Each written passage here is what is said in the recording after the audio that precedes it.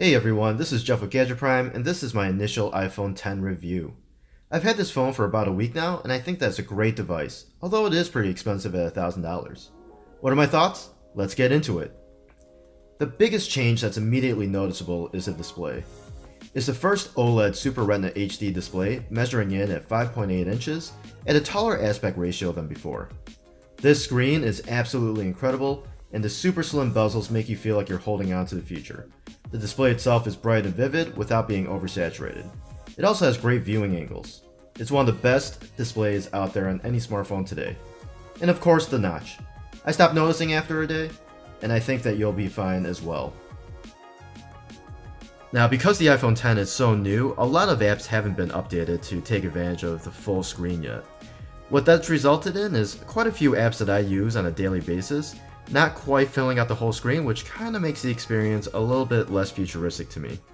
As you can see, Feedly and Google apps like Keep don't fill out the whole screen, so you get those big black bars on the top and bottom of the device. I hope the app developers address this soon. For those of you worried about losing Touch ID, well, worry no more. I'm happy to report that Face ID works extremely well. At first I was skeptical, but Face ID works at a lot of different angles, and I haven't had any issues at all unlocking my phone. Apple Pay also works well enough on it whenever I use it. I do miss a fingerprint sensor, but since Face ID is so good, I don't miss it that much. Also, I filmed a video comparing Face ID to the iris scanner on the Samsung Galaxy Note 8, and so click here for that video.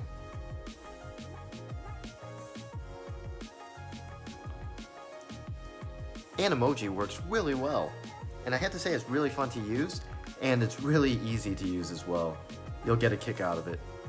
Since there's no more home button, the iPhone X uses a gesture-based navigation system. It's really intuitive, and I acclimated to the swipe up gesture to go home immediately. This is probably my favorite phone to multitask on because the swipe right gesture works so well, and it's so intuitive, and it's just so quick. Most gestures and swipe work really well, although I do find that I have to stretch my thumb all over the place in order to access the control center or the notifications, but I guess that's to be expected on phones this size these days. Now, as you can see as I struggle to use reachability, this is the one gesture that I still can't seem to get the hang of after the first week. It's really frustrating to try to use, and I'm doing it wrong, I'm sure, but it's something to note. Reachability, definitely not the easiest gesture to implement on the iPhone X. I'm taking the iPhone X with me on another trip up to Canada this weekend, so I'll have more to share after that trip. But so far the cameras are pretty solid, and I think you'll be happy with the photos and videos that it takes. More on that coming up soon.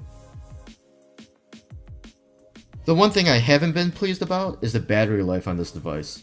For a $1,000 phone, you expect it to last you all day, even with heavy usage, but I found that that's just not the case.